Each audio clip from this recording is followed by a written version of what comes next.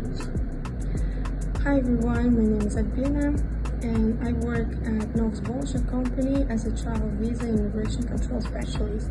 I graduated Caspian Multidisciplinary Higher College where I studied translation studies.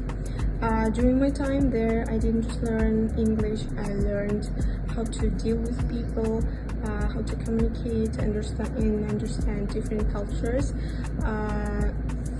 Thanks to what I started learning my third foreign language and to get my current job.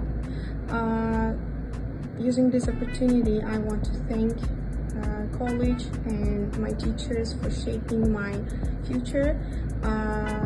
And